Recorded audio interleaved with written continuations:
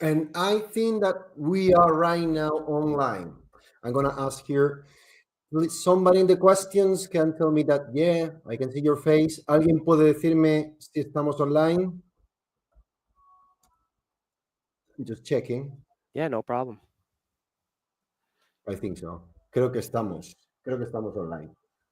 Yeah. Okay. Well, first of all, thank you again. Of Thank course, you yeah. again for being here. It's a pleasure to finally meet you, and it's a pleasure to have you in my channel, John. Yeah, thank you, Fabio. It's a pleasure to be here. It's always fun doing interviews, and I love Unmatched, so I'm always happy to talk about it. That's amazing. In fact, related to that, that's like my first question, because most people will know about you here, but maybe there is somebody that don't know that much about you. So who is Zero Skater 12? Who is John? And what is your role in this match world? So yeah, I mean, my name's John. That's my real name. My gamer tag name is Zero Skater 12. Funny enough, it was just kind of an old email I had in high school, and it kind of just I picked that when I had to pick a Discord name when I started gaming online, and it turned into a lot more than just a simple email. Because I've kind of built my whole online presence off of that, and I started off just being a board gamer. I enjoyed gaming like many of us do, and my friends would get together and play random board games. We'd play Catan or other big name games like Pandemic and your classics. And then my The classics, yes. yeah, so my girlfriend got Unmatched as a Christmas gift from her brother, and it Ooh. sat on our shelf for a couple of months actually because we thought it was solely a 2v2 game. And so we were trying to wait for the right group to get together and play this 2v2 battle. And we didn't know you could play it 1v1, so we didn't even bother opening it or anything. So little did we know when we finally got the group together and opened it up and played, it was like, wow, this game is incredible. So we fell in love instantly. We found out that it wasn't just a single game. There was more sets where you could add more characters to the universe, and so we of course went and ordered all those sets right away. And like I said, we fell in love. We started playing it all the time, and we solely played 2v2 for quite a while until we couldn't meet up as regularly as we wanted to. And Mhm. so I went online to look for, more people to play once I found out you could play 1v1 because I was like, I got to get my fix, I'm like addicted Yes. to this game. So yeah, I went online. I found out there was a Discord for Restoration Games, who is the creator of the game. And yeah, I just started playing with people online there. And there was a little bit of a community, not too big. But I was just always in there asking for games, and I kind of became known as the guy that was always looking to play. And we decided to start a tournament because, as a player, I love tournaments. It's just fun to participate in competitions. And so there wasn't any tournaments at the time. So me and a couple other guys on the Discord were like, you know what if we just start our own tournament? And it kind of blew up. And I have a friend who is a programmer, and he is also a Twitch streamer who used to stream professional Super Smash Brothers, the fighting video game No, tournaments. I know And what so, it is. yeah, cool. So he would stream Smash Bros, and I knew that he used to do that. So when I wanted to start our own tournament, I was like, hey, let's why don't you help me stream this on Match Tournament, and you can really make it your own cool thing, And he did all the professional graphic design and all this stuff for the streams. And so when we went and streamed the finals over that first tournament weekend, it was Prospero versus Bug Hunter, who was a musician, so he brought a lot of viewers. And so Restoration Games saw what we did with that stream, and they were so impressed that they wanted us to do it officially. And so that kind of spawned the whole online unmatched tournament scene. And we kind of just ran with it from there. And the community has been building up more and more. And it's grown into quite a big and international community, which is just really cool to see people all across the world, enjoying this game that we love. My God, tons of questions, extra question coming to my mind right now. But I'm gonna hold myself and just make one extra question. What was your first box, your first set? The very first set was the Battle of Legends Volume 1. The original, the classic. And funny thing is, when we first got that box that sat on our shelves for months, like I mentioned, I didn't even know the game was called Unmatched. We thought the game was called Battle of Legends. And Wow. Yeah. yeah, funny enough, the game we didn't even know. That was just a one little box of the whole entire Unmatched universe. Wow. You strongly answer me to the next question, which was about why create a YouTube channel and tournaments. But let's change this a little bit. What is the best thing that your YouTube channel has given to you? So, yeah, I mean, I just started it because I love the game so much, and there wasn't really much content out there, and I figured, well, hey, I could try making it, and so it was a fun project to start up, and I didn't expect much of it at all. It was a very small thing. I just wanted to make a couple videos and see what people thought, and the crazy thing is how much it blew up. Like, I didn't expect the channel to get as big as it did because it's a niche game. Unmatched it's just a random board game, For and now. for For now. now, yeah. For now. But yeah, it's not something huge like, I don't know, Hearthstone or Magic the Gathering or Yeah. something like that. So I didn't expect that much of it, but the best thing for me out of the channel is just how much impact I've made to people across the world. I mean, I get people sending me messages or comments on the videos, and they're like, "Oh, my day is made," watching this new Yeah. video that was released, and that's just super cool. It's very rewarding to hear all the good feedback from the fans all over there. That's great. Okay, so this video is like the first half is about the mythology in a match. That's the title of the actual streaming video. And you choose a group of fighters related with mythology, and we're gonna discuss a little bit what is your opinion about this fighter, and then I will tell some anecdotes apart from the obvious one of each of these. Okay, and the first one, I'm just following the list order you gave to me. Sure. So Medusa is the first one. And my first question before telling anything about the myth is, what can you tell me about Medusa? What is your opinion? And what is your favorite card on the deck? So, as far as the mythology of all these characters goes, I'm not super well versed in the mythology, so I'll be curious to hear what you have to say about these. Um, but to me, the theme of a fighter means a lot. And so when I choose, like, most of my favorite fighters have a great theme, and most of them are also mythological characters because I'm more of a fan of like the public domain characters rather than the IP, intellectual property Yes. characters like the Marvel or Jurassic Park. Those things are cool for the diehard fans of those movies or shows or whatever it is. Mhm. But personally, I really like how Restoration Games takes a public domain fighter and they adapt it in their own creative way to bring it to the board. So with that said, Medusa was one of the first fighters I played from Battle of Legends Volume 1. So she's one of my favorites. And my favorite card in her deck, of course, is got to be Gaze of Stone, because from what Yeah. little I know of Medusa, that's her thing, right? That's her signature thing, is if you look Yes. her in the eyes, you get turned to stone. And that's really representative in the card because it's a weak attack. It's only a 2-value attack. But if it wins the combat, like you don't defend against it or something, then you get dealt an extra 8 damage, which is massive. So like Yeah. you always got to respect Medusa attacking Mostly you. that. It's mostly that.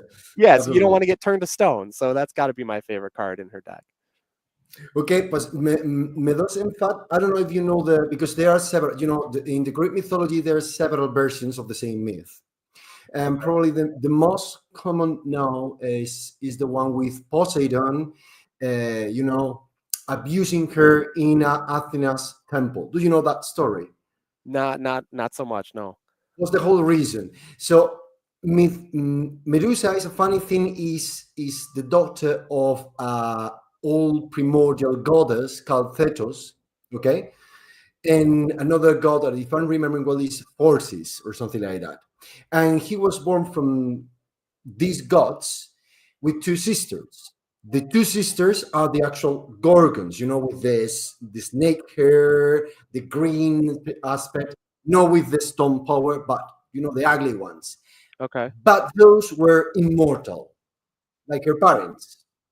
Medusa was born as a very beautiful lady, super beautiful, mortal lady.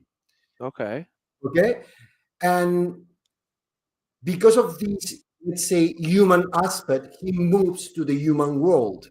Mm-hmm. And he was so pretty that everybody wants to, something with her. And she ended up in a temple protected by Athena. But guess what? Athena becomes jealous of his beauty. Mm. So he allows Poseidon or play a game or plot against her to punish her because normally Medusa weren't doing like anything at all. She was just a good priestess. So Athena looked for the way of punish her for something. So one day Medusa was outside the temple and Poseidon catch his eye. It's like, oh my god, this is a very nice, beautiful lady. I want something with her. Mm-hmm. And she followed her into the temple and abused her in the temple. Then Athena came and instead of to say arguing against his uncle or something, punished Medusa with that face, with that looking face, and banished her. And then welcome the story of he, making stone people and Perseus cutting his head off. But he was like an innocent lady, actually. Oh, interesting. So that was just the punishment because of the jealousy. Exactly. Yeah, He was interesting. the good one. Like Medusa was just an innocent, beautiful lady get Yeah. punished by the gods. Yeah. Wow. I never knew that. Now you know. Yeah. Okay, let's go with because one thing of Medusa is about the harpies. Okay, Yeah. and I will always wonder why harpies because after this myth, I will tell you better to use his sisters like the other gorgons. Sure. Sure. Okay, I've got a question for you. Do you think Medusa will work as well as she actually does without the harpies or just with one psychic? I think definitely not. In Unmatched, the harpies being kind of like those one health token sidekicks that can kind of swarm the opponent, I think really plays in Medusa's favor because they can also act as sort of a wall. So you have those multiple bodies that are going to protect Medusa herself, and that also sets up her ability because when the opponent ends in her zone, she starts her turn, she can deal a damage to the opponent who is in her zone. So the harpies kind of walling off the opponent from reaching her, but still keeping the opponent close enough to get that ability Mhm. off is really good. So no, I don't think without the harpies, I don't think Medusa would be nearly as strong as she is in Unmatched. But to your point, yeah, I don't know what the relation is between Medusa and harpies, or if there is any at No, all. no, no. Same mythology. That's all. Like for Yeah. real.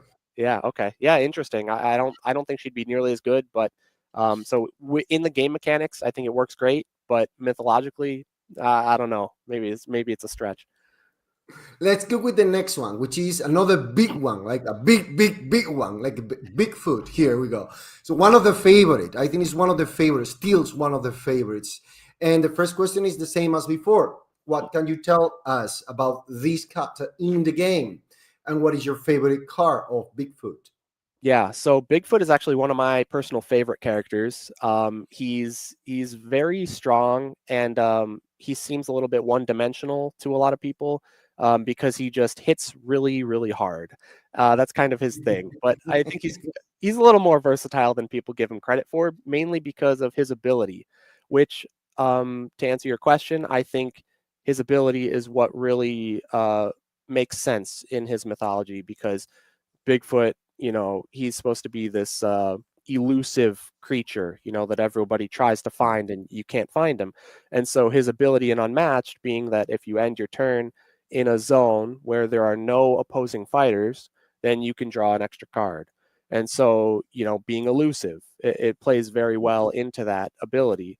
And I think that's really cool thematically and also mechanically in the game, because it allows a lot of opportunity to draw cards if you need it, but in unmatched drawing can also be a detriment if you draw too much. So you Mhm. kind of got to balance that power, So my favorite card in the deck has got to be Hoax, which is also, I think, just incredibly thematic, because Yes.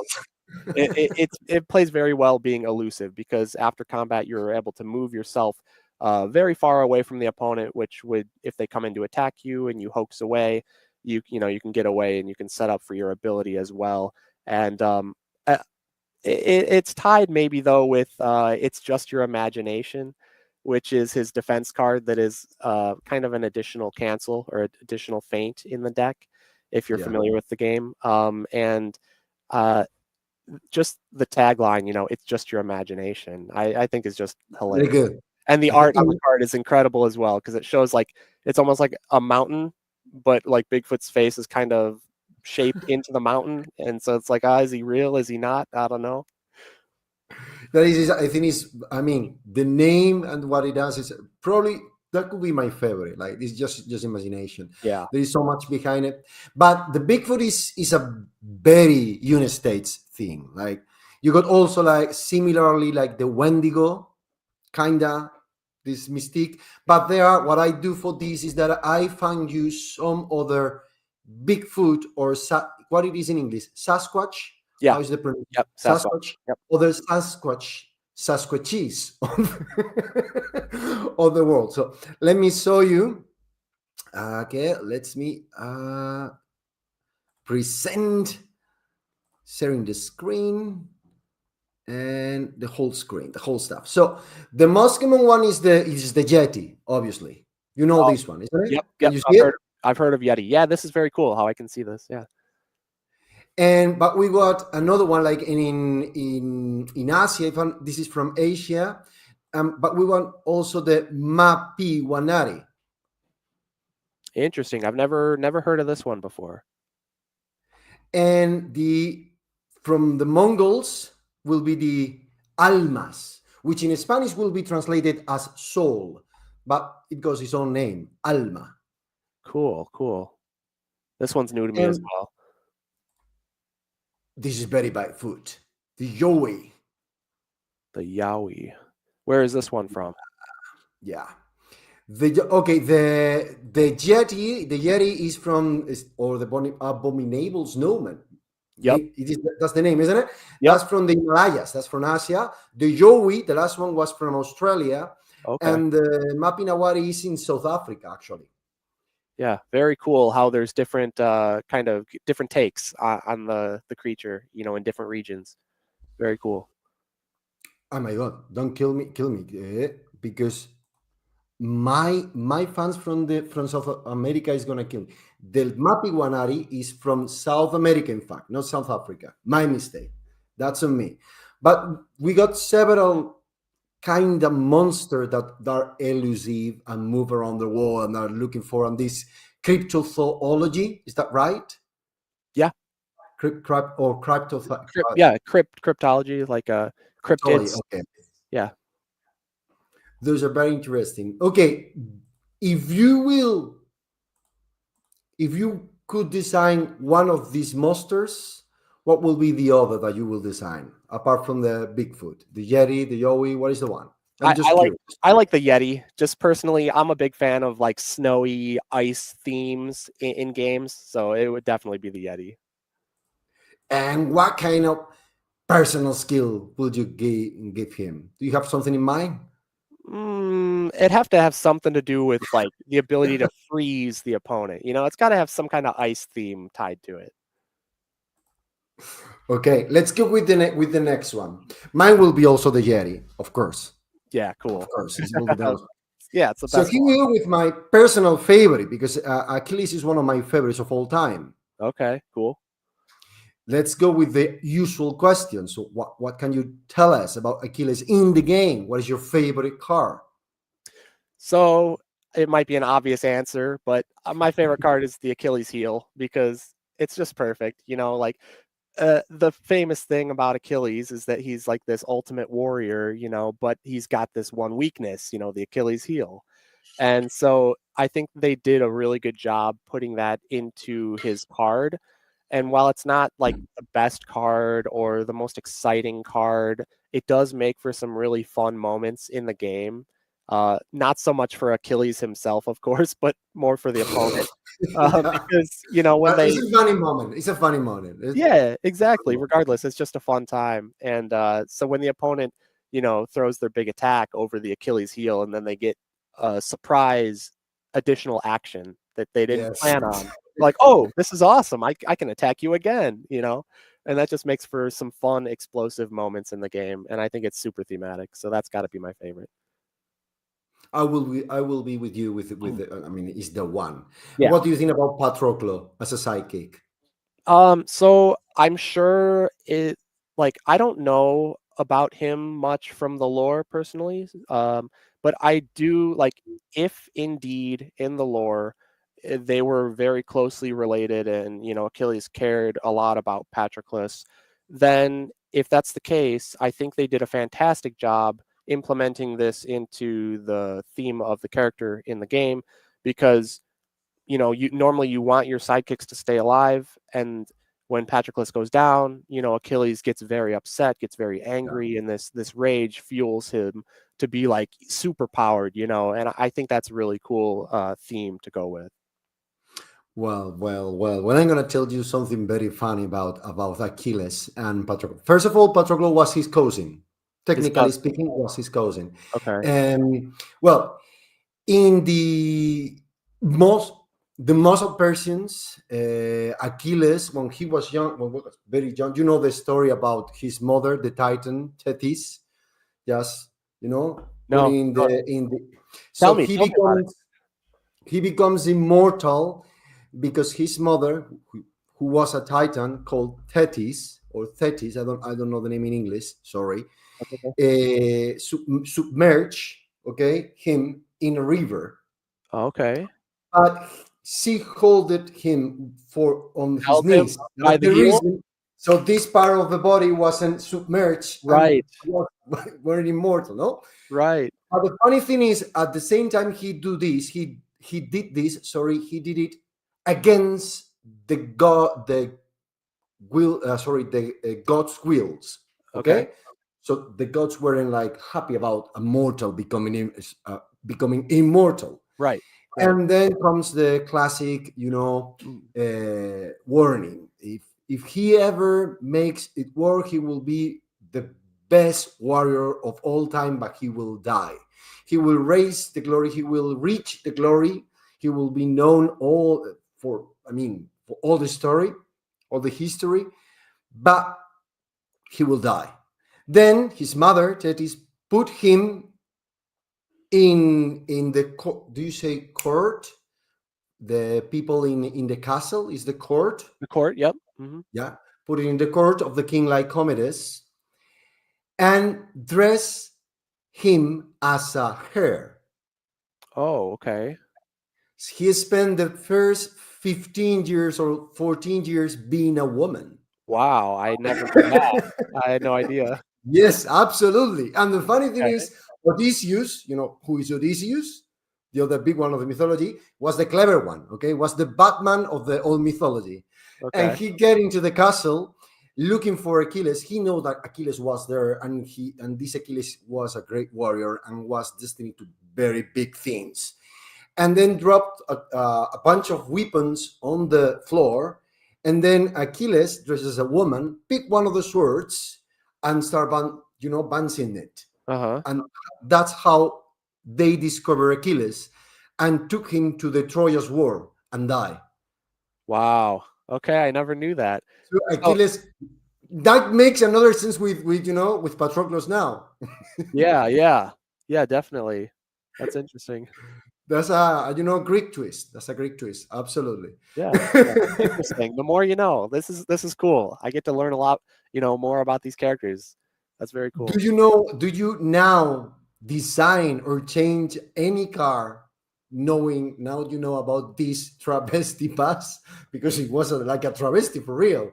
Was a funny thing. Yeah. Honestly, no. I don't know. I don't think so. I think Achilles' deck is really well designed. So I don't think I'd really change anything about that one. Achilles is one of my favorites. My favorite fighters of all time is Bruce Lee, but Okay. he's not like the best. Sure. He's I fun. love the combo theme. Next one Yep. will be Achilles for sure. Yeah. Yeah. Achilles is very good. He's like very, very strong, very well balanced, very well designed. He's interesting to fight against as well as fighting True. as him. So yeah, he's just one of the best. I agree. One extra question about Achilles. Sure. What is your best confrontation, your best match with Achilles? What is the one that you have enjoyed the most against him or having him as the cutter? Oh man, You that's understand the question? yeah, Yeah, yeah, yeah. you guys I playing well. yeah, I think I let's see. I played as Achilles against Dr. Jill Trent, and it was Wow. on Baskerville Manor, and this was in like a top cut of one of the recent tournaments. So there's probably a stream recording of it somewhere online still. Maybe from Darkblade, I think he recorded it. But anyways, it was the craziest match because I started off just going ham, like right off the bat. I went first and I went and I maneuvered and I boosted in and I attacked because I knew that Jill didn't have like a cancel on the first turn of the game because she doesn't have a gadget equipped yet. Yeah. So I attacked with, I think, with Patroclus, using one of my self-damaging cards. And then it was just, I remember there was one moment in the match, like things were going really well for me, I felt. And then I got hit with like a caught red-handed or something, and I had to like discard my whole hand, and then all of a sudden I was like taking undefended hits and I was almost defeated, and Ooh. I drew like the perfect card off of my draw. Like I maneuvered and I drew a card and it was like the perfect attack, and I went up and I made the attack, and then it won the combat, let me draw another card, which was again like the perfect card to let me claw my way back into the game from like a really bad position. And I can't remember exactly what happened in the game. I just remember it was incredibly explosive and the scale kept tipping back and forth on who was going to win. And it was just a really exciting match. And there was some high stakes too, because it was like maybe the top 16 or top 8 of like round of the tournament. So I think if I had lost that, I would have been eliminated, but I ended up winning and it got me into like the finals weekend stream, which was just super exciting. And that was like the pivotal match. And it was just my emotions. It was a roller coaster up and down. So that's got to be my favorite one. It was very fun. Thanks, Achilles. Yes, thank you, Achilles. He pulled it out for Okay. me. So Let's go with the next one, which is another of my favorite, at least mythology speaking, which is Robin Hood. First question, as usual, is tell us about a little bit about the character in the game, within the game, and your favorite card. yeah, so Robin Hood, he's famous for stealing from the rich, giving to the poor. He's like a wily fighter, obviously, as he has a card, Wily Fighting, that's very thematic in there. But uh, I do like the idea of his card Steal from the Rich, how it kind of, takes something away from the opponent and gives it to you. Although I think the power level of the card is just too low that like it's not as enticing to play as I would like it to be. And that being such a signature phrase in relation to Robin Hood, steal from the rich, I think it would have been better if the card was more exciting to play. So I wish that was changed a little bit, but it is very thematic, and I love the Outlaws and their highway robbery card. That's got to be my That's favorite my card. favorite. Yeah, That's my that's got to be. We're on the same page for a lot of these, a lot of the favorite. same favorites. But it makes sense, right? Because highway robbery, it's so great. It's such a fun card in the game mechanically, where the opponent has to decide, do I want to just take the attack undefended? because if I defend and it's a highway robbery, it's going to blank my card anyways. Or if I take it undefended, it could be like an ambush, and then I'm really hurting.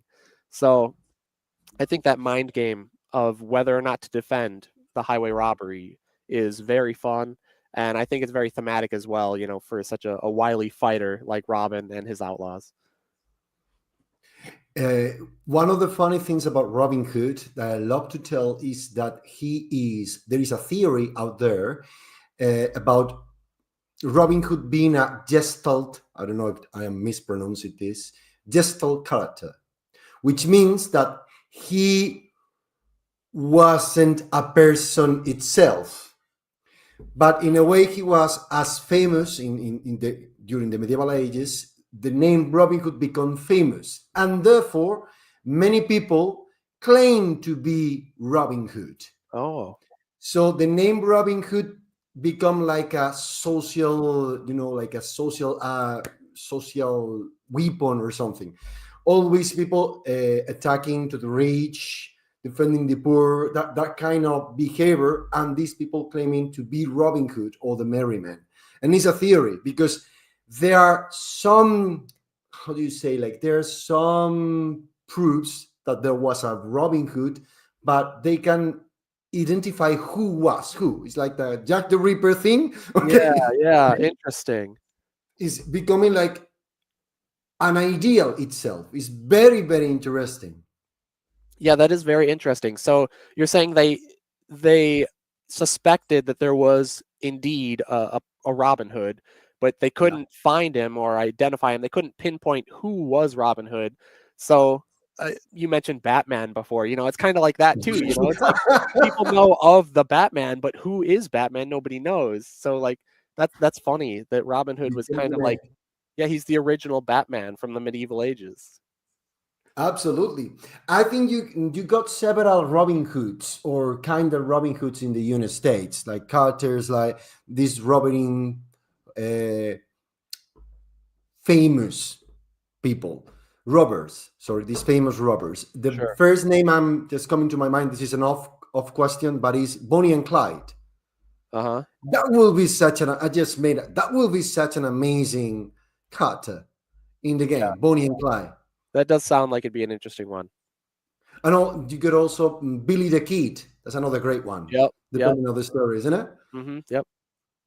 Do you have any other super fast question? Do you have any Robin Hoodie character of the United States that you would like to see? Uh, Not personally. I mean, they already have the Robin Hood in the game, and I really like the implementation that they made. So I'm happy with the Robin Hood we have. Let's go with the next one. The genie is a big thing. That's the big thing. Okay, same as usual. What can you tell us about these character within the game and your favorite card? So, And why is three wishes? yeah. So, of course, my favorite card is going to be the Three Wishes. You already knew that. I'm sure most people's favorite, if not everybody's favorite card from Genie's deck is the Three Wishes. Um, I think when you hear the Genie, I personally instantly think of the Three Wishes, and maybe most people do. Maybe not. Maybe there's some mythology out there where the Genie doesn't give Three Wishes. I'm not sure. Maybe you can tell me. But when I think of Genie, I think of the Three Wishes. I know Genie mostly from the Disney movie Aladdin, and that's a classic movie. I love it, and I grew up with that. So that's kind of what I relate Genie to. And in there, Aladdin gets the Three Wishes. And so when you have that card in Unmatched, it's like it first of all, I love cards in that game that give you choices, because whenever a card gives you multiple options to choose from and you get to pick your favorite option, or like one or two options, it gives you a lot of flexibility as a player to really utilize it to its maximum potential, given the game Yeah. state. And I love that flexibility to utilize the tool in the situation that you see fit. And so the Three Wishes having three options that not only are all potentially game winning, like I've used each option on the Three Wish card Wishing for Uh, one. wishing for more wishes. Hey, that's a good one too. That's a good one too. But yeah, I've used all of the options on 3 wishes to win games before, and I just think that is super cool because even though typically people want to say like, oh, the discard 2 cards from the opponent's hand is the strongest one. Well, it's not always the best one because all of them can shine in the right situation. And so I just love the flexibility, and I love how strong that card is and how pivotal it is to Genie his success as a character, because the rest of his deck is kind of mediocre. Um, Yeah, and, absolutely. yeah, but then the 3 wishes is just such a strong card that it makes up for that. And while some people might not like that design because then it's kind of swingy, like if you don't Hmm. draw your wishes, then you're just, not having a good time. Or if they get randomly discarded, yeah, that hurts more than any other card. So it can create some moments that kind of feel bad based on the randomness of the game, but also it can create even more exciting moments where you pull the trigger on your wishes at the right time with the right effect, and it can just be absolutely game winning. So I think the excitement level definitely outweighs the randomness level of the card. So that's easily my favorite. Yeah. Did you say before that you know about Magic the Gathering? Have you played Magic the Gathering? Only a couple times, not very much. It's because I got the feeling that the Genie is a like playing a combo deck in Magic. Like Yes, you need yes, all the pieces to work it out. It's very hard, but the moment you got it, it's impossible to lose, and it's such a pleasure. So yes. Yeah, exactly. No, I think you're 100% right. Although I don't really play Magic, I'm very familiar with like trading card games and like the different types of decks because I've played other card games. So yeah, Genie is definitely a combo deck. You wait, you draw cards, you kind of hit them, throw some attacks here and there, and then you wait for that perfect moment to maybe use your ability to get extra actions, and then you throw down all your wishes. Maybe you make your opponent discard cards, make your values to 4, and you pull off your ultimate combo all in one turn. And the excitement level of those yeah, moments just make the character for me. absolutely. Well, you told about genies. There are three kind of genies. I checked it this morning because I don't Okay. remember the names. I got it here. So they are actually mythological speaking. First thing, the genies were part of the old Arabic mythology, and once the Islamism become a thing in the Middle East, these creatures got demonized. I'm saying it properly, demonized. Uh huh. Okay. And there are three kinds of genies. You got the Marit, the Ifrit, Final Fantasy, I've Ifrit, I've you know heard the of one? it. I've heard of it. Yep. That's one, and Silat. So the one that we can talk about in the game in Aladdin is the Marit, because it's the one that grant wishes, Okay. but got this thing of being tricky wishes. Like Yeah. you could ask something and he's gonna give it to you, but with something, Yeah. Yeah. I've with I've something that you want. Okay, and that's very demonic, by the way. The trick you with your right. wishes. Right. The Ifrit were the ones related with fire. They Okay. are like fire elemental spirits, kinda, Yep. not related with wishes. But the interesting ones are the Silat, because the Silat are like spell shifted. How was change his face, his aspect. Oh, shapeshifter. Right. Say thank you, Yeah. thank you. Okay, and they get in the society, the human society, play with people, got into politics, trick people, do kind of things. And another thing that they normally do is to possess people.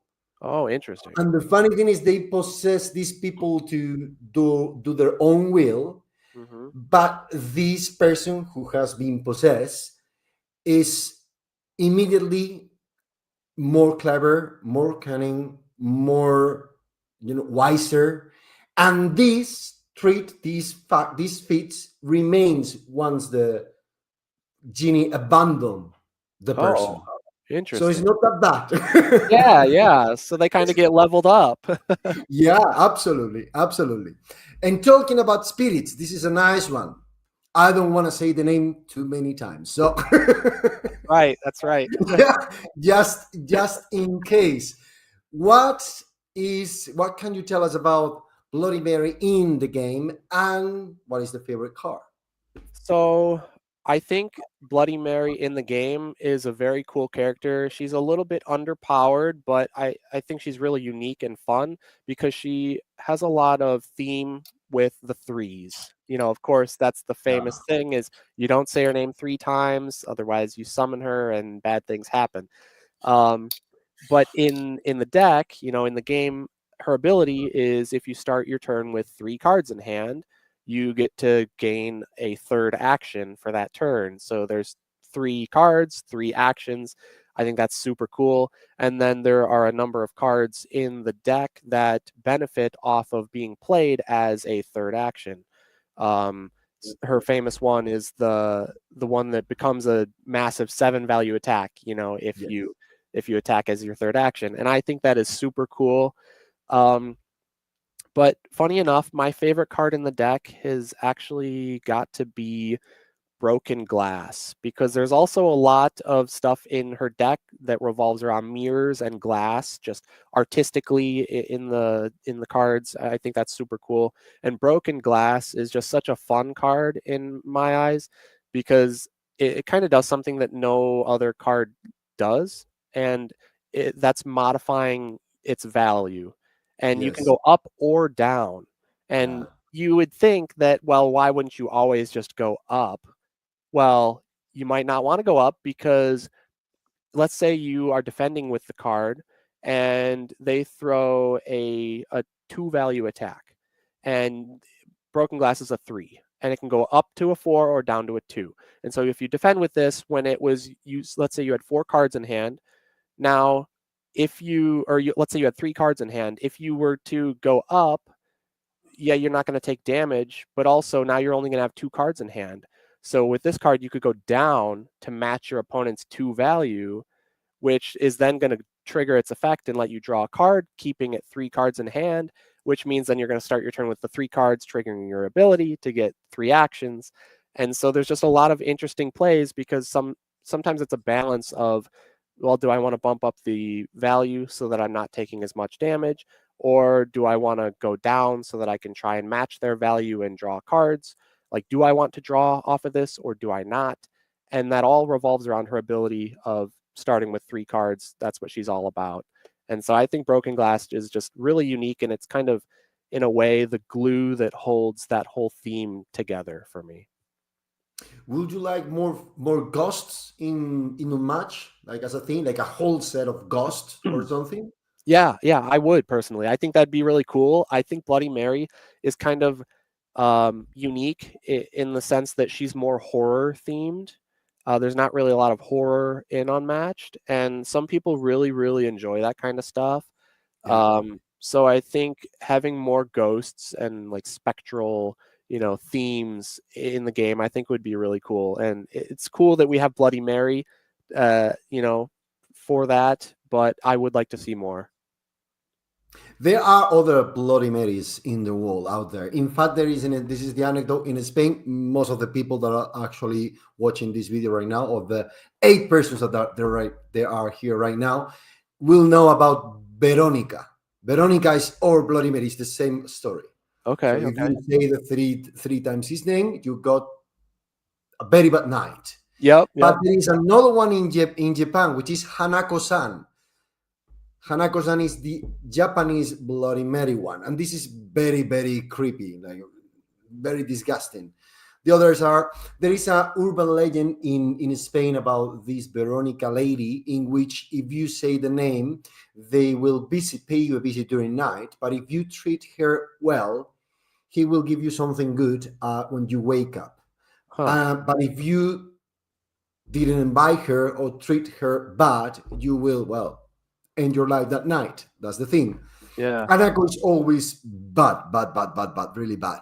I don't know much about Bloody Mary. It is always bad, bad, bad, bad, or he has good things because I don't know like much. As far about as this I one. know, it's always bad. You never It's want to always do bad. that. Bad Yeah, news. It's always yeah, bad news. Okay. exactly. Okay. That's Let's interesting though go. that there's the one that you said, Tell me. the Spanish one you said was the one where if you treat her well, then you'll get some kind of reward. Yeah, there is a one of the urban legends around Veronica is that if you treat her well, it's gonna give you something. It's gonna help you. If you treat her poorly, it's gonna give you bad things. Yeah. That's one. That's one of the versions. Do you know what kind of like rewards, like what kind of help or good things like that she would give?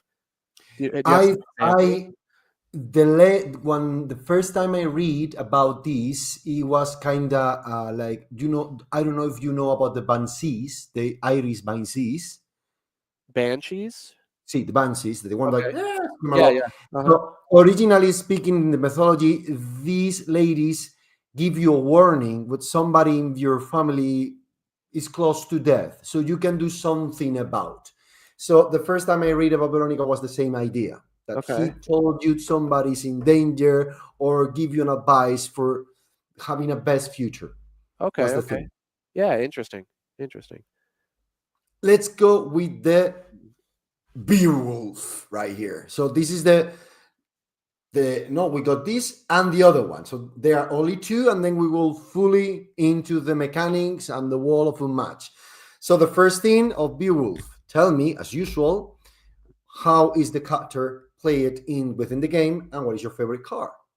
So, I'm not very familiar with Beowulf. I know they made like a kind of a CGI type movie a Yeah, number of years absolutely. back, and I did see that in the theaters when it came out. I was really excited for it, and honestly, now I can't even remember what the movie was like. It was kind of Kill has underwhelming. to kill a dragon. Yeah, I feel like the movie was underwhelming, so I don't really remember. Yeah, But anyways, I think the character is cool. Beowulf, the whole idea in Unmatched, where you have this rage mechanic where you have these extra tokens, and when you take damage, you get enraged, and then you kind of power up so that you can do other cool effects and abilities. I think that it's a really cool idea. And my favorite card in Beowulf's deck has got to be let me think. I mean, it's got to be the equal of Grendel, just because I love that. You get you're taking hits, taking damage, so you build up your rage, so that next time you get attacked, now you can spend that rage and you can deal the damage back to your opponent. So it's very thematic with the name, the equal, of Grendel. So yeah, okay, I took damage. Now you are going to take equally as much damage. Equal to absolutely. your card's value. So Grendel's got to be my favorite, although I really do enjoy War King as well, because I just love how flexible the card is, where you can use it as either a big defense or a big offense, and it scales with how much rage. So I think that one's really cool as well. But Grendel, the equal of Grendel's got to be my number one favorite. Well, in fact, the anecdote here is about Grendel, because you know who was the fan number one of Beowulf. Beowulf is not like a saga like the other myths. It was like a more modern story. Okay, it's not from the Vikings of the 19th century. Most it's a modern thing. Okay, I think Okay. it's 14th century, something like that. I don't remember the date, the century. But there was a super fan of this adventure, and he used the Grendel for creating the orcs and the trolls. And I'm talking about Tolkien. Really? Tolkien was a super fan of Beowulf's story and took much inspiration from Beowulf, from the fighting, from the dragon thing, from the Grendel, to create the story of the Lord of the Rings. So Wow. Yeah, I I didn't didn't know know. that. I didn't know it was. I just realized when I was investigating about anecdotes about the Beowulf. I mean, okay, Yeah, that's let's very go cool. with I the. love Lord of the Rings, so that's cool to hear that, Makes sense. Makes sense. yeah, Makes sense. definitely. Absolutely.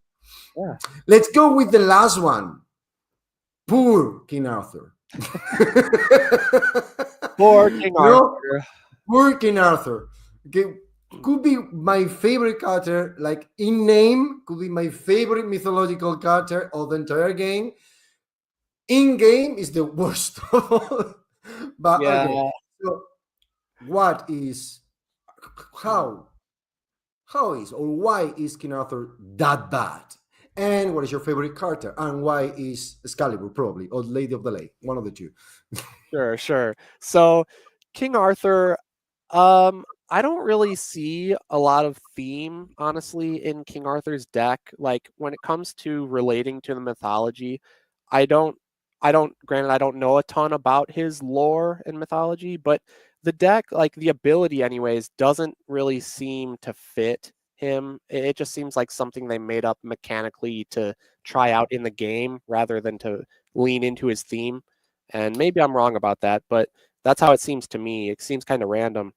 And it's like one of the only abilities that can get canceled, which feels so bad because Absolutely. yeah, what's up with that? You know, like you're gonna throw away an extra card that you thought was gonna get you extra damage, but nope, instead it does nothing, and you don't get it back to hand. It just gets discarded and wasted, and that just makes a lot of moments in the game feel really bad when you're playing as King Arthur. So that's unfortunate, but he does have Merlin as his sidekick, which is he's a very strong sidekick and has a lot of really cool cards and a lot of different schemes that he can use with really cool, unique effects. And so I do like that about him. Um, and yeah, of course, Excalibur is my favorite. Although the only thing I'm a little disappointed about is that when you look at Bigfoot's deck, he has larger than life, which is a 6-value attack with no text, which is literally the same thing as Excalibur. And Excalibur is supposed to be like the one and only legendary weapon, you know. Yeah. And so I do like how there is only one copy of Excalibur in Arthur's deck. I think that does Yes. fit thematically as the one and only. And it is a strong attack, don't get me wrong, but I think given the fact that, you know, as the game progressed, we saw more and more characters with these 6-value attacks, I think it would have been cool to see Excalibur maybe be like an 8-value attack, you know, like something Yeah. extra strong to really make it unique. But I think that's just a matter of the game. Arthur came out in the very first set that was released, and so Restoration Games wasn't really up to, you know, up to the same level that they are now with Yeah. balance of the Not game. needed experience on the testing. Yeah, Yeah. yeah, exactly. And so I think maybe if they were to go back and redesign it, maybe they would bump up the value of Excalibur or maybe give it some kind of unique effect or something to make it better, to make it really stand out from your other, you know, big attacks. So I think that's a little unfortunate. It's just a matter of, you know, he came out in the first set when it wasn't tested as much. So that it's fine. It is what it is. But I do like what they were going for with Excalibur being that legendary weapon, and then Lady of the Lake being able to, you know, retrieve it back Yes. after you've already used it so that you can get an additional use out of it. I think that is really cool and thematic as well. So other than the obvious answer of Excalibur, though, it's my other favorite would have to be probably the Holy Grail, because that's another like legendary item kind of from the Mhm. mythology, and I think it plays very well into Unmatched thematically, where it's, you know, this weak defense that isn't really going to save you if the attack fully kills you when you play it, but if you hang on just a little bit, you know, then you get that massive healing. And I Absolutely. think that's just really fun to play around, like trying to time when to play the Holy Grail and weighing the risk reward, you know, versus like, am I okay to play this here or am I just going to lose, you know? And I think that's a fun mini game to play. Somebody here make an interesting question. I'm gonna show you and give me your opinion. What do you Mm, think? Is Jennifer the updated version of King Arthur or no? I mean, in terms of the ability, I would say yes. Like, if they were just to redesign Arthur's ability, I think it would end up being what Yennefer's ability is. So in that regard, yes. But overall, the decks, they feel very different. Yeah. So other than the boosting ability, Yennefer's got a completely different deck. So not deck wise, but with ability, yeah. I'm gonna make you one extra question about King Arthur. Sure. How will you improve the deck? What is How would I the improve it? smallest change? The smallest change you will do, or the house rule change you will apply to improve, to boost it up? I think the biggest thing you could do, like that is pretty simple, is just simply increase all of his boost values by one. I agree, 100%. Like That's my his, opinion also. yeah, they're so low, and they're low because of his ability. So that has two implications. First of all, your ability isn't getting as much damage as maybe you'd like it to. Second of all, your mobility is severely hindered. So you can barely move 5 spaces, and being a melee fighter, you need to have mobility to be able to boost and reach the opponent. Otherwise, they can just run away from you and you can't do anything about it, you know? So increasing the boost values would help his mobility so that he can chase better. And it would also give him more damage that actually lands when his ability doesn't get canceled, because we know that it's going to get canceled probably 3 times throughout a game, and maybe you're only going to use the ability 3 times throughout a game. But, you know, on the off chance that they don't cancel it, you'll get at least a little bit more reward. So I think just increasing his boost values would definitely help him a lot. I agree completely with you. That's my idea. And the other one will be, I don't remember the name in English, of Merlin's car, the one that moves all the players around the table. Command the Give storms. you an extra action, please. We need it. Yes. We need an extra action right there, mate. I agree. I agree. And you know what? If it was, again, designed in modern day Unmatched, maybe we would see that with an action game, you know? But it's just, it was the first set, so it's okay. It is what it is. Let's see. Well, the anecdote of King Arthur, in fact, is one of my favorites here because it's a common misconception. And I told you this. Most people will tell you that Excalibur is the sword in the rock or in the stone, and that's not right. So the sword that is in the stone was Pendragon's one, like his father. Oh, Merlin, okay. once his father passed away, Merlin just used the words, put it in the stone, through the enchantment. Only the real or the truthful heir will be able to pull it out. Uh-huh. And then Arthur, which was like a bastard son, pull it out.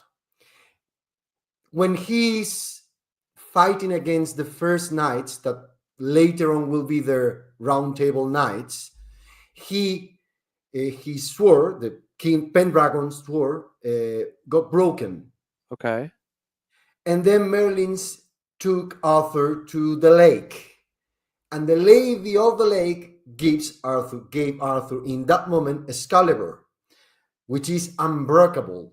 That's his real power.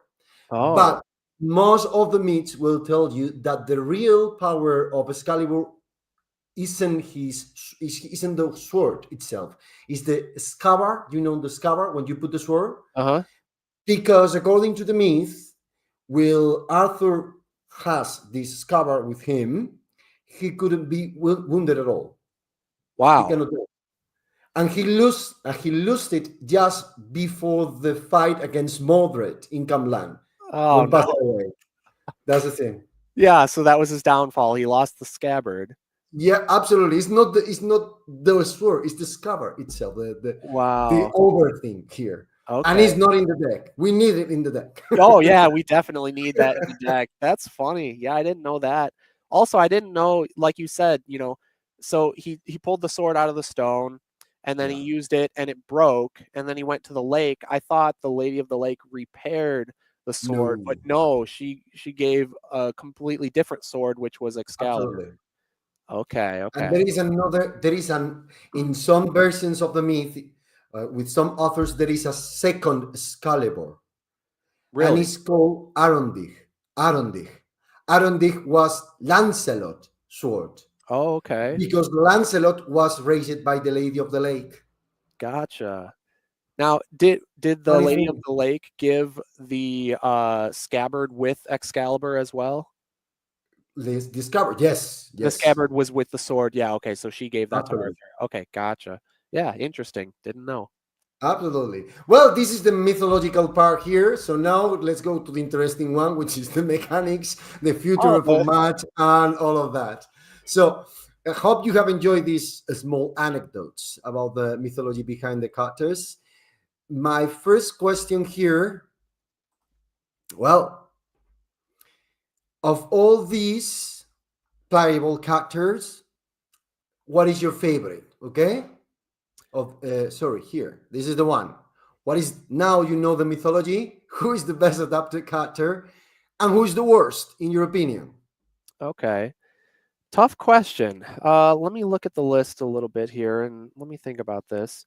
And I know you said like, oh, let's get to the interesting part, but to me, the mythology, that's interesting to hear because all that stuff I didn't know about, you know. So it's fun to hear stuff like that.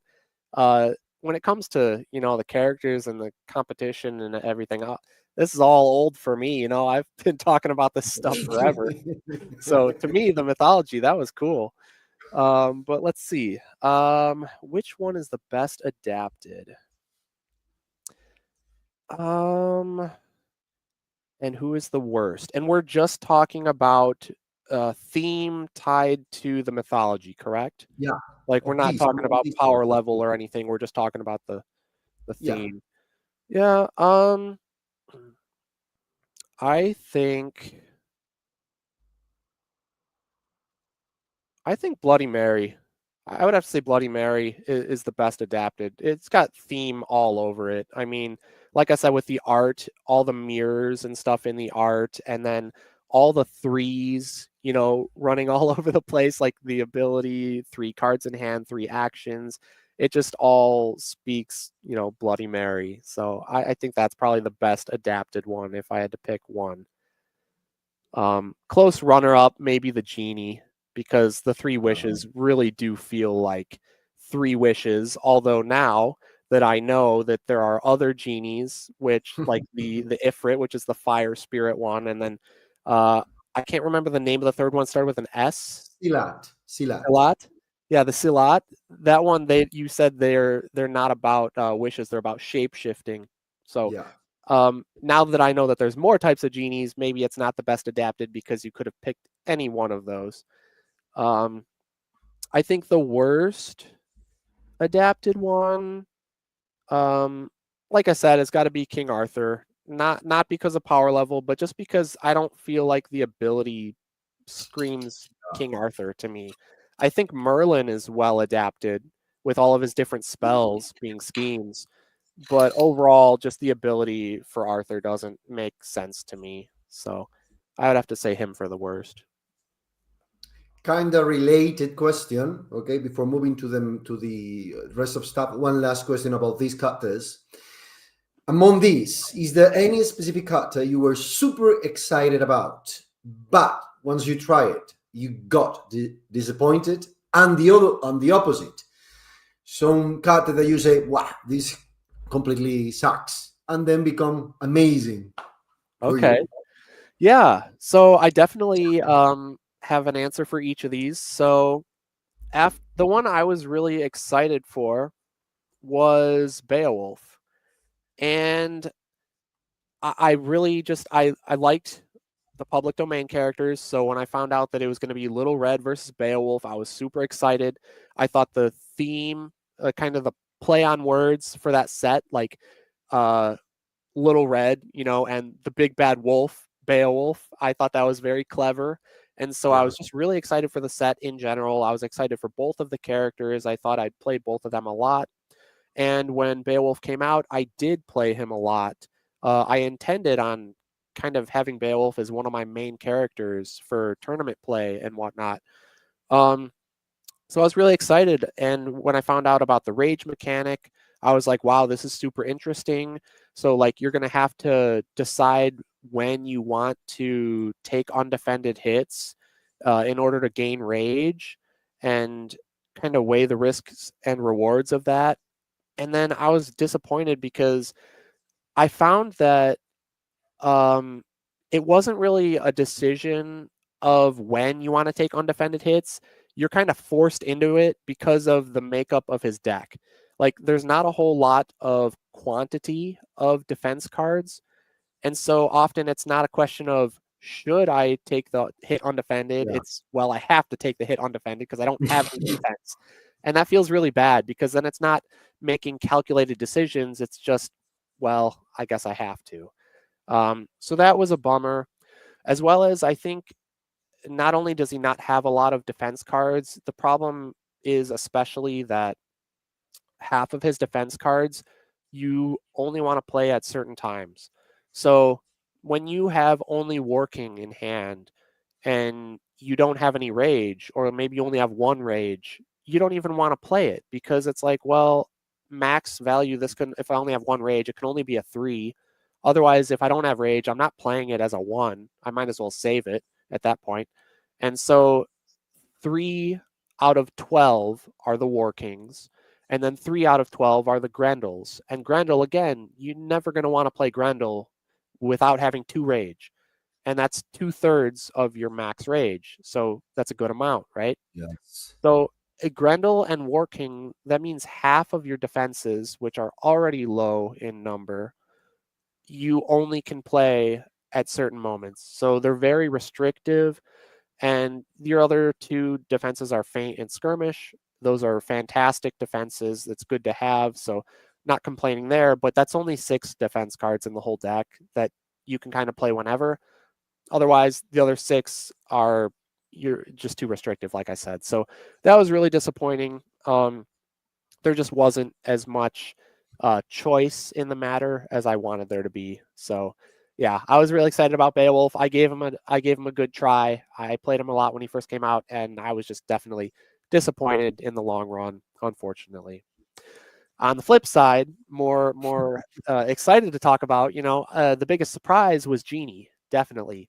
When I found out Wow. about Houdini versus the Genie, and I knew that this was going to be the first fan contest winner set, because both of these characters were designed by fans originally who entered Yes. into Restoration Games contest, the deck design contest, and they were winners. And so then they got their characters published.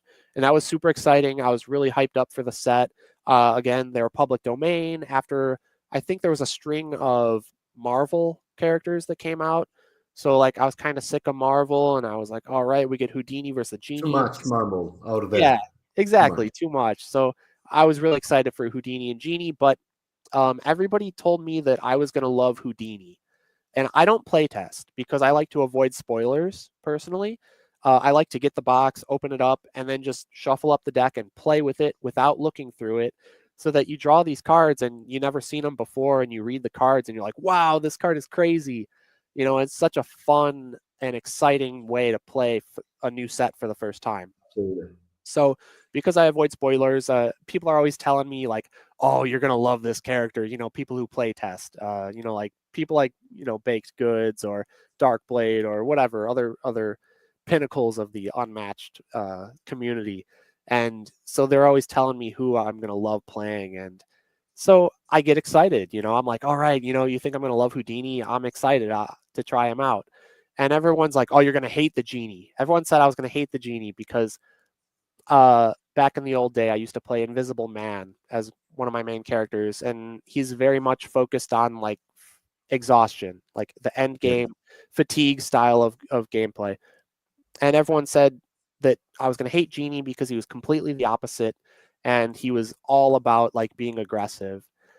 And so, yeah, I didn't expect much, but once I played that set, I actually found out that I like Houdini's okay, but I love the Genie. He's so much fun because, like you had mentioned earlier, that combo deck style wasn't really introduced into Unmatched yet at that point, and Genie took it just to a whole new level with the combo. And Absolutely. yeah, just finding that right time to play your 3 wishes and pull off that big combo turn was just something that no other character could do. And I just had so much fun trying to find the right moment to do that. And he really surprised me. And to this day, Genie is still one of my favorite characters out of all of them. Absolutely. Let's go with the general stuff. There is a few questions left until Sure. before saying you goodbye and thank you for all. And the first one is, in fact, I am really interested in this also, even though I have been playing for a couple of years. So, for players looking to dive deeper into the competitive unmatched scene, what advice do you have for them? Yeah. So it can be a daunting task to jump into the competitive unmatched scene because there are so many characters out there, and there's so many different matchups you could play, and nobody, at least I don't think anybody has the time to play them all. Yeah.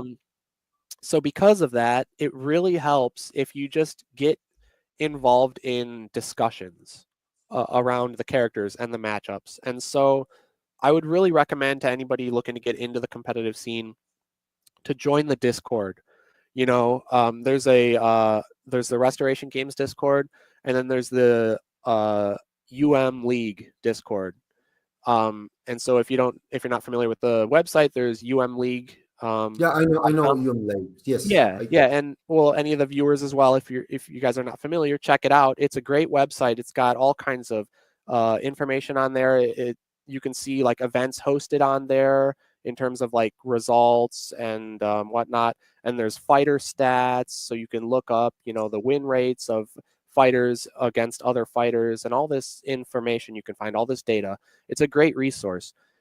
So the League Discord server, especially, there's a lot of players in there who are always talking about different, matchups, and somebody will randomly bring something up like, hey guys, what do you think about, I don't know, Houdini into Robin Hood or something, whatever the matchup may be.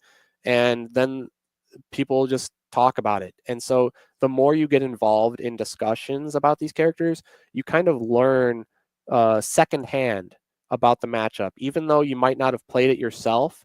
If you've participated in the discussion, you can learn a lot. And if you make notes of these things, maybe in like maybe an Excel document that you have off to the side personally, like, okay, well, Houdini versus Robin Hood, like, try to do this, avoid that, just make little personal notes when you learn these things from the discussions. And if you make the notes, you'll have this document to reference back. And so if you Okay. find yourself in that matchup in a tournament, Yeah. you can just quickly refer to your document and see little hints that you wrote for yourself for the matchup. So you're like, okay, well, I've never played this before, but at least I can keep an eye out for these couple of different things.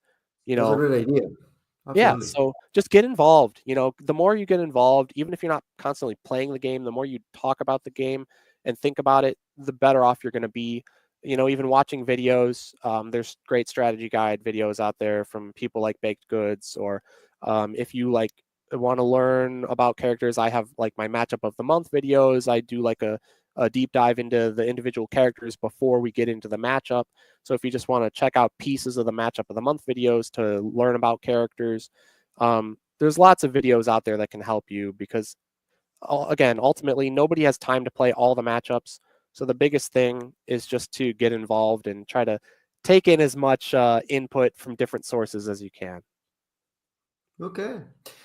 Okay. Is there, this is an extra question I just made up. Is there any matchup that you really want to play right now? Something you got in mind right now? Like, I will want to play this against this. Is there any? Mm, I can't come up with any specific one. There are a couple of classic matchups that I always enjoy playing. A couple of those are Alice versus Robin Hood. I think that's like an old school classic Yeah. matchup. It's very even and always a lot of fun. And then like Yananga versus Little Red. That's one of the a little bit more modern. To me, it's a modern classic. I love that matchup, and I've always had a great time playing that one, and I've played it a number of times in tournament. So I really like that, and I also really really enjoy Bigfoot versus Moon Knight, which is, Wow. yeah, it's like Battle of the Brawlers, and they're both just smacking each other really really hard, and seeing who can come out on top. But it's very there's a lot more nuance to it than it might sound. When I say Battle of the Brawlers, you might think, oh, just run at each other and constantly attack each other. But there's a lot more to it than that, because with Moon Knight, his form changing, it kind of alters the tempo of the game in a way. Mhm. So you got to pick your moments when to go in. You don't just constantly go in. And same with Bigfoot, because his ability, you can sometimes you want to back off and you want to draw cards or send Jackalope in to do the work, but sometimes you want to protect Jackalope. So there's Yeah. just a lot. There's a lot more to it than it might seem. So those are 3 classics: Alice Robin Hood, Yananga Little Red, and Bigfoot Moon Knight. Those are 3 of my favorites. So I always go back to those. Otherwise, in terms of matchups I haven't played, it's always going to be Yananga into whatever the newest release set is. Because I gotta test Yananga into the new characters to see if she can still fight them, you know? I you say battle of brawlers, and I instantly think about Hulka and Golden Bat. The same Yes. spot. Yeah, just smacking each other. Yeah, Last standing. O sea, exactly. okay. Okay, let's go here. The other question, the next one is closely related. So, for starters, what is the best set?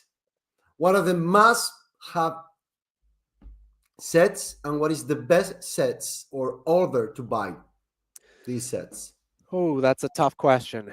Because obviously, this game, what makes it so great is that there are so many sets with so many different characters from a wide variety of mythologies or movies or shows or whatever. You know, there's just so much out there that it's got something for everybody. So there isn't necessarily one correct answer, you know, to this question, because it's going to depend on the individual. So first and most importantly, I would say just look at the available characters.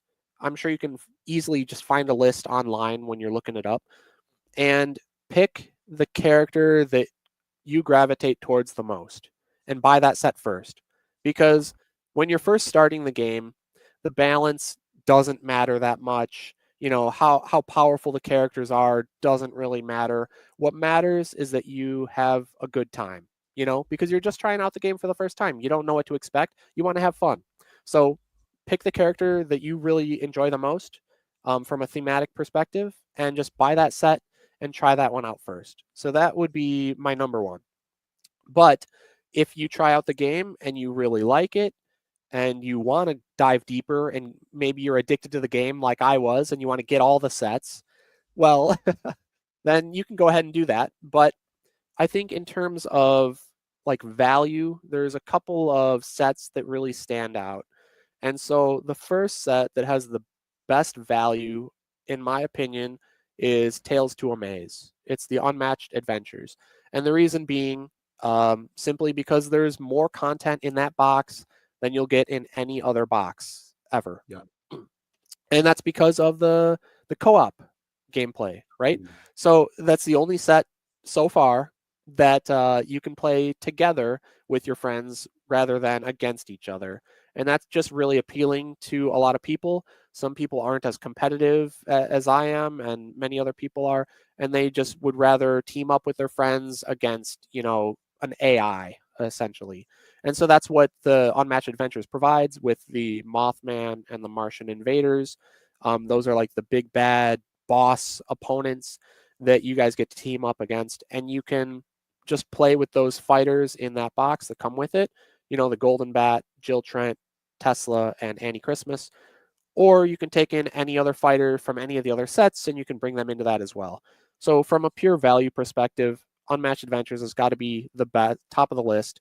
All 4 characters that you get in that set, in terms of just general unmatched play or competitive unmatched play, even, they're very strong. They're all very good. Like, they're not broken, so they actually show up in tournament play. They don't just get banned or whatever based on the format. So you get to see a lot of play with them.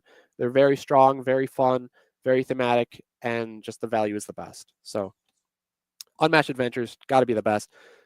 After that, though, I think just by nature of what you're getting in the box, I think any of like the Battle of Legends sets are going to be great value because they're 4 character sets rather than 2. And so more characters equals more potential matchups.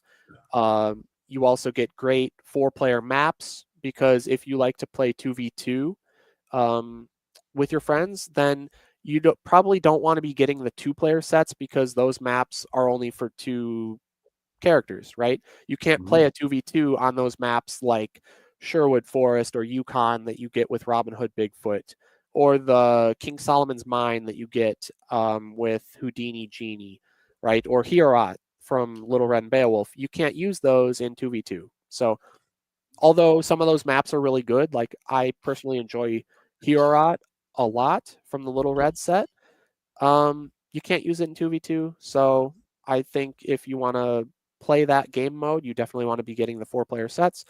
The value is just the best there. So I think, yeah, that would be my top ranking. Just Unmatched Adventures and Battle of Legends.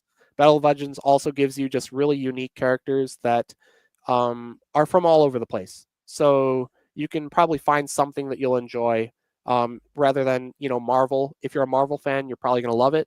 If you're not a Marvel fan, you can probably ignore it because it's all Marvel, whereas Battle of Legends gives you a wide variety. So I think those are definitely the top sets. Well, in this case, the next question is also a very interesting one, because what will be your Battle of Legends sense? I mean, if you could pick the characters, or also in adventures, the villain and the minions, what set will be? How will you create it? Oh, that's a tough question. So I think one character that I would really love to see in Unmatched is somewhat similar to something we already have, but it would be Hercules. And I know, it's kind of similar to Achilles, but to me personally, Hercules has always been one of my favorite mythologies. Like when I grew up, I watched the Hercules movie from Disney, of course, and I love that movie. It's one of my favorites. And I like Greek mythology. So Hercules would definitely be a character I would like to see. I think keeping with mythology, something like maybe Thor or Loki would also be very cool. Not like just the Marvel versions, but just like the mythological versions. The mythological ones. Yeah, I think would be really I will cool. go with Loki. I would love to see Loki more Would than that be Thor. cool? Yeah. Mythologically speaking, Loki.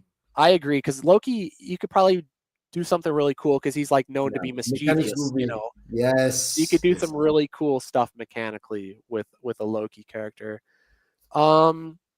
Otherwise, what else would I really want? That's tough. I don't know like what the last character would be, but I think Hercules, Loki, Thor, you kind of got 2 good guys there. Loki's a bad guy. Maybe like another more so like villain character. I'm not sure off the top of my head, but in terms of like the UMA, the villain, right? The big bad villain. I think something like Cthulhu would be really, really cool, because Cthulhu is just known to That's be the like, Yuma. I mean, that's for adventures. I will throw like I will release you match adventures Cthulhu. yeah, exactly. It would be so cool because like Cthulhu is known to be like really powerful and very chaotic, right? And so you could do some really cool things mechanically. I think if you were to incorporate a villain like Cthulhu as like the big baddie and have these crazy effects that just warp the game, in crazy ways, and you have to work through that, in order to win. I think that would be really fun. There was like a couple of months, no more than like 3 4 months. There was like a leak in one of the Telegrams group. I am actually, and oh my god, when I see the leak, it is about one of the I mean the places to fight. I just forget the name in English. Okay, one Like of the the maps. maps. Yep. It was Santa's workshop. Santa Claus as a character. Wow. I can retire from that. Like I can buy that and just retire myself. Yeah, that's hilarious. Yeah. What I love about Restoration Games is how they take characters that you wouldn't even think of as fighters, and then they adapt them in a way that you're like, okay, yeah, I can see this being a thing. You know, I can see how this can be a fighter, like they did with Alice or Little Red. You know, like they made Alice into like a strong warrior girl, you know, instead of just like a helpless little girl that falls down the rabbit hole. She's like a warrior with a big sword and like has tamed the Jabberwock, you know, like that's really cool. And with Little Red, she's not being hunted by the big bad wolf. She like is the one hunting the big bad wolf instead. And she's, you know, a savage, like a wily fighter in the forest with her knife and her basket of tricks. And so, yeah, I think that's super cool. And Santa Claus, who knows? You know, maybe they will release Santa Claus as a fighter. And that would be hilarious. And I would love to see what they would do with that. Okay, so we're almost finishing here. Guess. Let's guess. What do you think? Any guesses? What do you think is we're gonna find on volume 3? Well, guesses in volume 3. So I gotta say I have a little bit of insider information. That's the reason I'm making the question. So I can't give anything away. So it's kind of hard for me to make guesses without giving stuff away. But I want to hear your guesses. How about? Let me flip it around. I will stack on Santa Claus. I really wish. I'm gonna, you know, in Spain we say switch candles, poner velas, and make wishes every night and switch candles. Sure.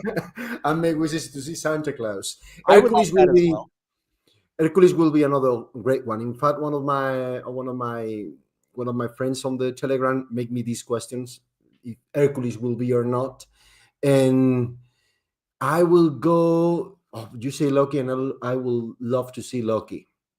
But I think we need another ghost sooner or later. Yeah.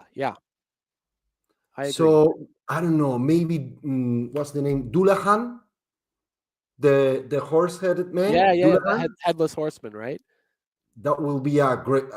That will be a cool one and a cool mini. Like that will be a really cool mini. And more than guesses is just what I wish for, you know. Yeah. Well, that's okay. So I will stick with your Loki, your Hercules, Santa Claus, and Dullahan. I like that a lot. I would go. You know, I was having a hard time coming up with the fourth. I'll go with Dullahan as well as the fourth because I said Thor and Loki, and then Hercules and Dullahan. That would be my 4. So.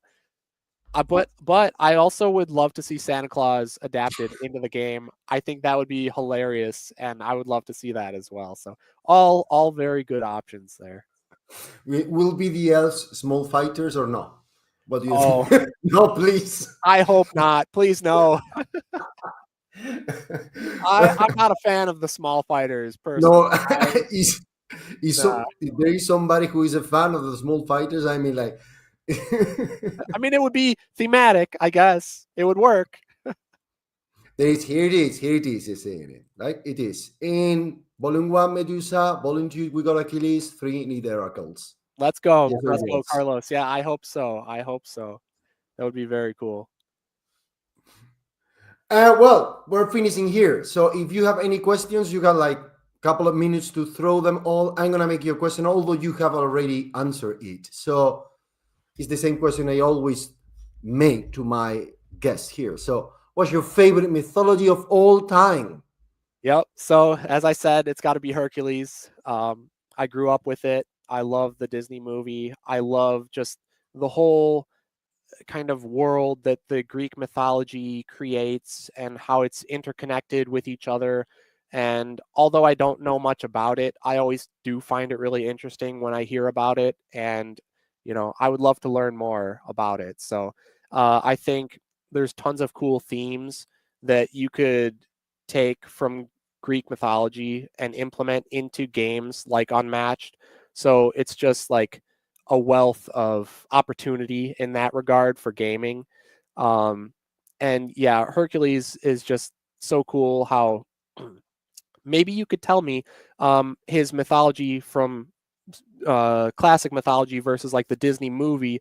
But like in the movie, I just love how he was born a god, but then he kind of lost his immortality, and he had to prove himself to work his way back up to Olympus, kind of living a life as a mortal and then proving himself to become a god at the end. And I just love that kind of struggle where he had like the human struggle and then overcame everything in order to earn his place as immortal god. And I just think that's just so cool. Like Hercules is awesome. And yeah, is that how it goes in the classic mythology?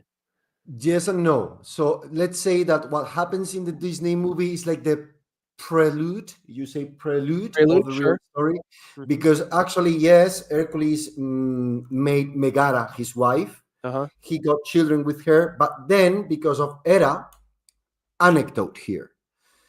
Heracles means in honor of Hera, Okay. because Hera was super jealous of Zeus having another children with another woman rather than her, and he wanted to kill the baby Hercules. It wasn't Hades, it was Hera. Oh, So the wow. Hercules' human parents, to avoid this, named him Heracles. Yeah. The original name was Iphicles. That was the original Hercules name. And they named him Heracles in honor of Hera. Wow. And Hera kept plotting against Hercules and made a situation in which once Hercules has his family, he lost his mind, uh, become Hulk, literally, and kill his family. Oh, And geez. because of this, he need to do the 12 jobs of Hercules Okay. to redeem Yeah, to redeem. himself of the situation. Right. And after the 12 jobs and having a sweet life with mortals, then he got killed again because of plotting things, but raised as a god after Yeah. his deeds. After the mortal death, he got raised back as a god. Exactly. Interesting. Exactly. Okay, well that's quite a bit different from the Disney It's Disney, bro. adaptation. Yeah, exactly. The Disney makes everything all happy, fun roses, and the actual story is a lot darker. So that's not really surprising, but it's very interesting still. And that core concept of him like overcoming hardship is still there even in the Yes, classic game. absolutely. The Yeah, so labors are there. yeah, Yeah. exactly. So I think that's very cool. So Hercules has got to be my favorite. Yeah, and I love hearing more about it. That's really cool. Okay, you got hit an advice. I don't know what is this exactly. Buy the book Hmm. Heroes from Stephen Fry. You will love Hero. it. So here is a Okay. piece of advice before saying you thank you for all, because it has been an absolute pleasure having you here and amazing. It was like a small dream that I achieved today. Thank you, John. Yeah. Yeah, no problem, Fabio. Like it's been a blast. Like I said, I enjoyed hearing about all the mythology behind these characters. So it's always fun learning more about them because in my mind I have a certain idea of what they're about, based on uh, what I've seen in Unmatched, and then Yeah. to hear what their true background is very cool. And then I can compare, what what is it that I know them as, and then what are they actually in like the source mythology. So yeah, it's been really cool to hear about, and it's been a pleasure being on here with you. Just one last thing. Where do people can find you? Yeah, of course. You can find me on YouTube. I have my YouTube channel. It's just Zero Skater 12. There's no E in skater, so it's just ZeroSkater 12. And I have all kinds of unmatched content on there. I've been slower with it as of late because I'm in college right now in Mhm. school, so that takes up most of my free time. Unfortunately, I haven't had a lot of time to make videos, but I still I'm gonna get some stuff out here when I get the time. So, but there's tons of videos you can watch back on if you're interested. Brilliant. And then I also, again, I haven't been doing it lately, but here and there I will stream on Twitch, which is also just twitch.tv/zeroskater12. You can also find me on Instagram or Twitter or X, whatever you want to call it. Same thing. It's all Zero Skater 12, so you can find me on there. And yeah, it's mostly unmatched content, which is a fantastic game by Restoration Games if you guys are unfamiliar. I'm sure most of you watching this already know about it, but if you haven't tried it, go try it out, because it's, as Fabio said, one of the best board games ever created. It's just Absolutely. a blast. And there's tons of game modes. You can play 1v1 competitive. You can play 2v2. You can play free-for-alls. You can do the cooperative, unmatched adventures, all kinds of ways to enjoy it. So there's something for everybody, and there's a character out there for everybody as well. And they just keep them coming. So Battle of Legends Volume 3, it'll be coming out this year. So I'm super excited, and I can't wait to see who they actually come out with in that set. It's going to be fun. Thank you for all, and thank you for all the people that has been here. We are right now 7. We have reached a top of 14, but the average has been like 8 person. That's amazing for me. I haven't been streaming like mostly in a year, so for me this is absolutely awesome. And thank you one last time, John, for being here. Of course. See you on the next video, guys. Okay, bye. Take care, guys.